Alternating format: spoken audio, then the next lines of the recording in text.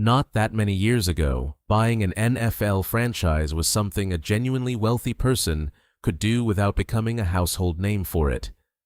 Teams changed hands for hundreds of millions of dollars, real money, but money within reach of dozens of American billionaires. Today, that same franchise, in many cases, is worth 10 times what it sold for back then.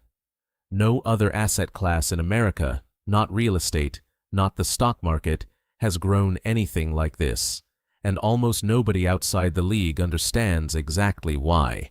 Let's start with where NFL revenue actually comes from, because this single fact explains almost everything else in this story. The league generates revenue primarily from national television rights, which make up around 47% of the total, gate and stadium revenue at around 22%, sponsorship around 10%, digital and streaming around 9%, and merchandise around 7%.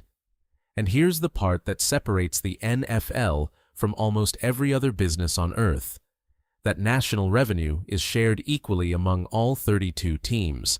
It does not matter if your team went 1-16 last season. It does not matter if your stadium sold a single ticket. The check from the league office arrives exactly the same every single year for every single owner. As of early 2026, the league is roughly midway through an 11-year, $111 billion media rights deal, an agreement so large that the league is reportedly already considering opting out of it early to negotiate an even larger one. Divide that number across 32 teams, and you start to understand why an NFL franchise generates meaningful revenue before a single fan buys a hot dog, before a single sponsor signs a deal, before the team wins or loses a single game. This is what's known as a guaranteed revenue floor, and it is the single biggest reason franchise values have become almost disconnected from whether the team on the field is actually good. So, what is a franchise actually worth today, and how did we get here? The average NFL team is now worth $7.1 billion, with 3 franchises already valued above $10 billion. The Dallas Cowboys sit at the very top, valued around $13 billion, built on their stadium's corporate revenue, and a fan base that generates over $1.2 billion annually. Even the Green Bay Packers, playing in the smallest media market in all of American professional sports, are worth around $6.65 billion, almost entirely because of that shared national revenue system. In most industries, being based in a tiny market is a permanent competitive disadvantage. In the NFL, thanks to revenue sharing, it barely moves the needle. Here's where the story gets genuinely strange. It is entirely possible, and it happens more often than fans realize, for an NFL team to report an operating loss in a given year, once you account for interest payments on stadium debt, player costs against a rising salary cap, and other accounting factors, while the value of that same franchise climbs by hundreds of millions of dollars in that same 12-month period. The salary cap for the 2025 season reached $279.2 million per team, a mandatory, league-wide expense that every owner has to absorb regardless of how their season goes. But that expense is a rounding error compared to the appreciation happening on the balance sheet. Owning an NFL team, in other words, can function less like running a sports business and more like holding a rapidly appreciating piece of real estate that happens to also play football on Sundays. And that appreciation is not just happening organically. In 2024, the league voted to allow institutional investors, private equity firms, into team ownership for the first time in its history, a change that effectively created what industry analysts call a valuation floor beneath every single franchise. When large, well-capitalized funds are legally permitted to buy minority stakes in a team, that alone puts a higher price tag on the whole franchise, whether or not the team ever sells a controlling share. The broader logic driving this across every major American sports league comes down to 3 things. Scarcity, since there are only 32 NFL teams, and there will likely never be many more. Certainty around future media rights revenue, and a rapidly growing pool of billionaires and institutional investors competing for a shrinking number of available seats at the table.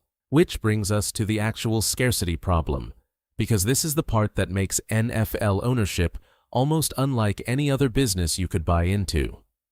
There are only 32 seats at this table in the entire country, and on average, roughly one of those seats changes hands in any given year, sometimes fewer. Compare that to owning, for example, a chain of restaurants or car dealerships, businesses you could theoretically start from scratch tomorrow if you had enough capital. You cannot start a 33rd NFL team. The league controls that number deliberately, and every existing owner benefits from the fact that demand for a fixed, shrinking supply of franchises only ever seems to grow. Now let's talk about the local side of the business, because national revenue sharing is only half the picture. Stadium economics, luxury suites, sponsorship deals, parking, concessions, and local media arrangements all flow disproportionately to the team that controls them. This is exactly why the Cowboys, with a stadium built to maximize corporate and premium revenue in one of the largest media markets in the country, sit so far above the league average in value, while a team in a smaller market with an older stadium sits closer to that average, even with the exact same national revenue check landing in their account every year.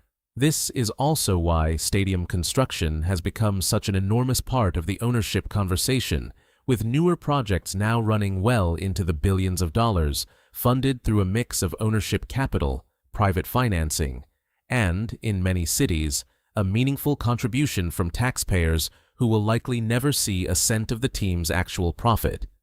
So, let's run the actual math on what NFL ownership looks like today, using two realistic scenarios. Option 1, an ownership group acquiring a smaller market franchise, one valued closer to the league average of $7 billion.